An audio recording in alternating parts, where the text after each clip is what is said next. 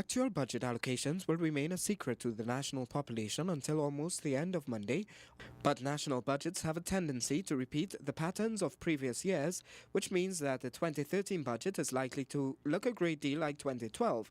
If that is the case, the population should expect that the ministry receiving the largest allocation will be not the Ministry of Health or National Security, but the Ministry of Finance.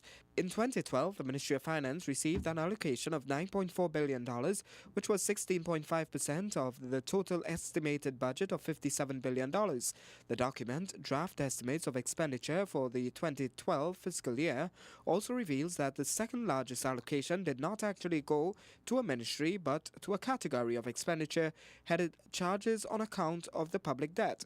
The allocation of $6.6 billion, which was equal to 11.6% of the $57 billion allocation, was mainly used to pay the interest on local and foreign debt.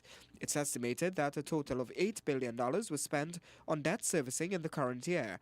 The third largest allocation in 2012 went to education, with the Ministry of Education receiving $4 billion and the Ministry of Science, Technology and Tertiary Education getting $2.5 billion. Internal and external security received a total of $5.1 billion, with the Ministry of National Security receiving $3.5 billion and the police service getting an allocation of $1.6 billion.